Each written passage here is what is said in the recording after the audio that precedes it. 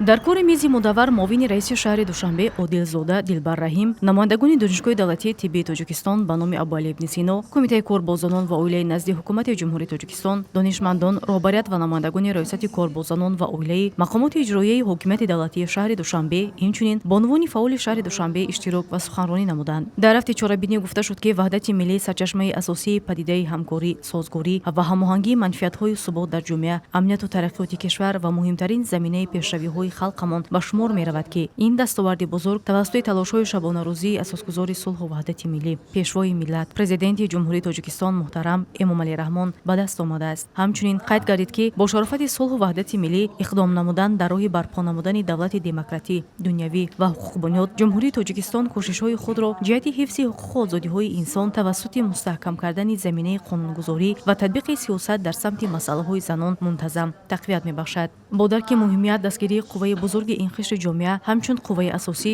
ҷиҳати амалӣ намудани сиёсати иҷтимоӣ тавассути истифодаи нерӯи занон дар ташаккул, пешрафти давлат ва ҳифзи арзишҳои фарҳанги миллӣ ва ниҳоди давлатдорӣ яке аз самтҳои афзалиятноки давлату ҳукумат маҳсуб меёбад. дар робита ба ин пешвои миллат, президенти ҷумҳурии тоҷикистон муҳтарам Эмомалӣ Раҳмон қайд менамоянд ки нақш ва мақому манзалати зан дар ҷомеаи мо имрӯз бениҳоят муҳим мебошад. бе иштироки фаъолонаи занон, бидуни фикру ақида ва пешниҳодҳои онҳо ҳаллу фасли мушкилоти иҷтимоии сиёсӣ ғайриимкон мебошад. воқеан ҳам занон ҳамчун қувваи бузург дар маркази ҳар гуна тағйироту таҳаввулот ва падидаҳои ҷамъиятӣ қарор дошта дар дигаргуниҳои ҷомеа нақши хеле муҳим мебозанд. ҳамзамон дар раванди чорабинии мазкур як қатор занону бонувони фаъоли пойтахт баҳри пойдору устувор нигоҳ доштани муттаҳидиву ягонагӣ, озодиву соҳибихтиёрӣ, тарбияи насли наврасу ватандост ва бо нангу номуси миллат, тақвияти корҳо бо мақсади таҳкими пояҳои давлатдорӣ ва инчунин ташаккули маърифати сиёсиву фарҳангӣ ва иҷтимоии занону ҷавондухтарон дар самти эҳтироми арзишҳои фарҳангиву миллӣ бахшида ба рӯзи ваҳдати миллӣ бо сипоснома сарфароз гардонида шуданд.